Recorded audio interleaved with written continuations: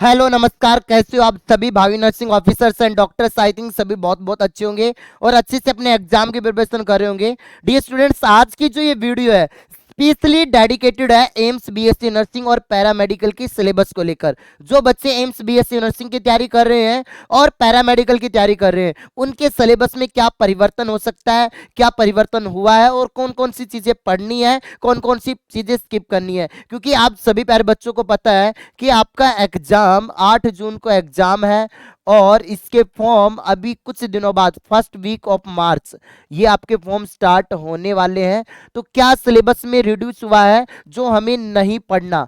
बाकी देखो, हमारे पास एनसीईआरटी है। आई थिंक जितने बच्चे इस वीडियो को देख रहे होंगे उन सभी बच्चों के पास 11th एंड 12th की पीसीबी की एनसीईआरटी है और हमें किस तरीके से सिलेबस पढ़ना है।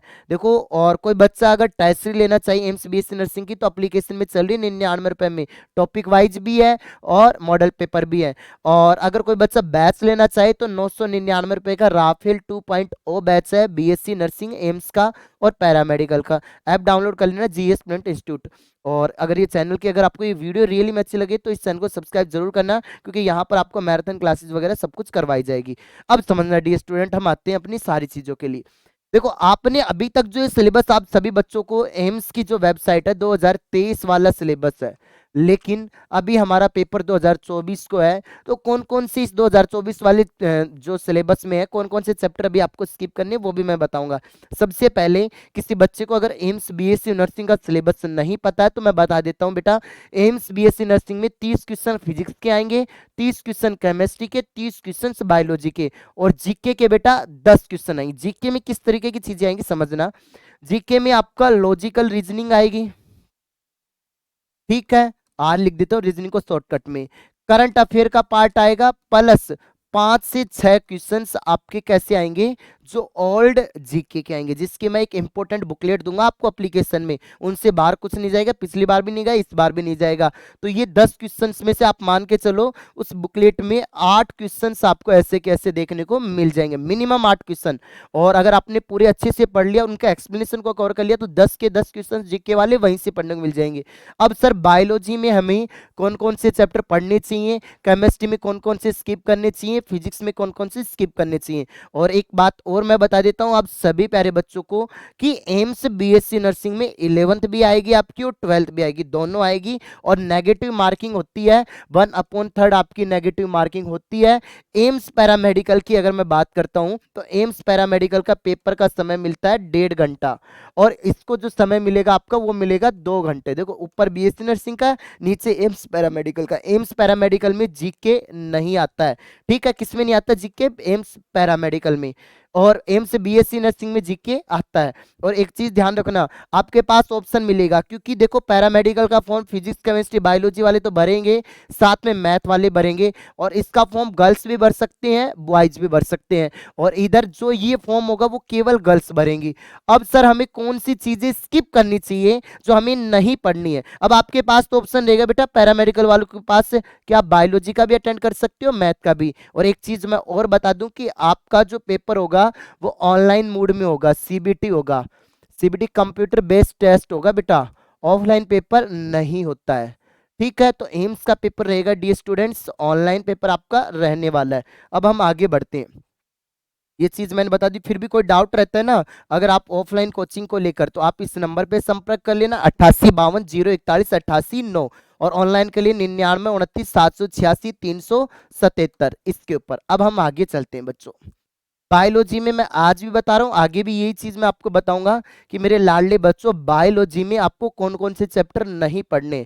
तो 11th बायोलॉजी में आपको ट्रांसपोर्ट इन प्लांट्स नहीं पढ़ना है, मैंने लिख रखा है। बायोलॉजी में जो चैप्टर हट गए हैं नहीं पढ़ने हैं, तो उसके अलावा मिनरल न्यूट्रिशन और एक डाइजेशन एंड एब्जॉर्प्शन, ये चैप्टर बिल्कुल भी आपको नहीं पढ़ने हैं, क्योंकि ये सिलेबस एनसीईआरटी से हट गया है। तो इस पर आप अपना समय वेस्ट ना करें। अब एक नई चीज जुड़ गई, जैसे फ्रॉग वगैरह आपको पढ़ना है अच्छे से। जो चैप्टर कौन सा था, फ्रॉग आया ना इस बार नया, तो ये ऐड हुआ है, इस बार ऐड हुआ है, किसके अंदर ऐड हुआ है, आपके सिलेबस में। तो जो चीज नई ऐड हुई है ना, नए चैप्टर ऐड हुए हैं या नए पॉइंट जो ऐड हुए हैं, उसकी मैं स्पेशल थ्योरी क्लास डालूंगा इस चैनल पर लाइव। लाइव चाहिए तो लाइव ले लेना, रिकॉर्डेड चाहिए तो रिकॉर्डेड ले लेना, बहुत अच्छे से मैं डालूंगा, तो उसको आप कवर अप कर लेना। और 12th बायोलॉजी में आपको एक तो रिप्रोडक्शन इन ऑर्गेनिज्म नहीं पढ़ना, लेकिन इसका बेस आपको पता होना चाहिए। कैसे कि भाई लैंगिक जनन, अलैंगिक जनन, sexual reproduction, asexual reproduction, vegetative non vegetative reproduction, ये सारी चीजें, स्ट्रेटजी एंड फूड प्रोडक्शन ये नहीं पढ़ना आपको, इन्वायरमेंटल इश्यूज वाला नहीं पढ़ना है, बाकी सारे पढ़ने हैं। अब आते हैं अगले केमिस्ट्री के अंदर। केमिस्ट्री के अंदर बच्चों आपको अगर बात करें 11th में कौन कौन से चैप्टर नहीं पढ़ने, एक तो स्टेट्स ऑफ मैटर नहीं पढ़ना, हाइड्रोजन नहीं पढ़ना, S and P block, P block का कुछ बेसिक पार्ट कवर करना आपको, बाकी आगे का कवर नहीं करना। इन्वायरमेंटल केमिस्ट्री आपकी हट चुकी है। अब आते हैं 12th में, सॉलिड स्टेट वाला नहीं पढ़ना, ठीक है। उसके अलावा सर सरफेस केमिस्ट्री नहीं पढ़ना, आइसोलेशन ऑफ एलिमेंट्स वाला जो है ना, मेटलर्जी वाला चैप्टर, वो नहीं पढ़ना। पी ब्लॉक आपको बता दिया, वो यहाँ भी बता दिया, वहां भी बेसिक बेसिक पढ़ना है इसका, बाकी नहीं पढ़ना। पॉलीमर्स और केमिस्ट्री इन एवरीडे लाइफ नहीं पढ़नी, केमिस्ट्री में सबसे ज्यादा सिलेबस रिड्यूस हुआ था। और अब हम बात करते हैं फिजिक्स में, सबसे ज्यादा कंफ्यूजन है कि सर फिजिक्स में क्या क्या पढ़ें क्या क्या छोड़ें। देखो फिजिक्स में कुछ ज्यादा चेंज मैंने देखने को नहीं मिला। अगर हम 11th क्लास में जाते हैं तो पहला चैप्टर फिजिकल वर्ल्ड वाला नहीं पढ़ना है, दूसरा जो आपका डॉपलर इफेक्ट वाला पॉइंट है वो आपका हट चुका है, वो नहीं पढ़ना। हीट इंजन नहीं पढ़ना, ये दोनों चीजें आपको, हीट इंजन भी हट चुका है थर्मोडायनेमिक्स में, डॉपलर इफेक्ट भी हट चुका है, फिजिकल वर्ल्ड भी हट चुका है। और यहाँ पर कुछ नई चीजें ऐड हुई है और कुछ ये चीजें आपको पढ़नी है। देखो जैसे इलेक्ट्रिक चार्ज पढ़नी, ये सारी चीजें आपकी 12th क्लास की हैं, ठीक है। ओनली डेरिवेशन पढ़नी है, बाकी पूरा नहीं पढ़ना, ठीक है। ओनली कंसेप्ट ऑफ अर्थिंग आपको पढ़ना। तो ये बेसिक बेसिक चीजें हैं जो आपकी हटी है और कुछ आपके डिलीट हुए। तो ये चीजें आपके सामने मैंने बता दी बहुत अच्छे से। और अगर हम लोग आगे चलते हैं, ये तो फिजिक्स की हो गई, अब हम आते हैं बायोलॉजी की होगी, केमिस्ट्री की हो गई। ये फॉर्म को लेकर मैं फिर एक बार रिपीट कर देता हूँ, जल्दी आपके फॉर्म देखने को मिलेंगे। एग्जाम आपका 8 जून को फिक्स है। और किसी भी मेरे प्यारे बच्चे को कोई डाउट रहता है तो आप कॉल एंड मैसेज कर सकते हो, इस चैनल को सब्सक्राइब कर सकते हो। बार बार मैं आपको सिलेबस के बारे में बता रहा हूँ ताकि आप अच्छे तरीके से पढ़ो। और लेटेस्ट सिलेबस के बेस पे आपकी टेस्ट सीरीज चल रही है एप्लीकेशन के अंदर, आप टेस्ट सीरीज ले सकते हो। और लेटेस्ट सिलेबस के बेस पे ही हम राफेल 2.0 बैच चला रहे हैं, बहुत बेहतरीन तरीके से आपका बैच चल रहा है। इंग्लिश मीडियम का भी है और हिंदी मीडियम, कोई बच्चा घर से पढ़ना चाहे तो पढ़ सकता है, बाहर से पढ़ना चाहिए तो बाहर से पढ़ सकता है, ऑफलाइन भी आ सकता है, आपके पास सारे ऑप्शंस है। वीडियो अच्छी लगी हो तो प्लीज लाइक करना, अपना प्यारा सा अच्छा सा कमेंट करना। आज के लिए इतने धन्यवाद, जय हिंद, love you to all lovely student. मिलते हैं नेक्स्ट वीडियो में कुछ बड़ी अपडेट के साथ।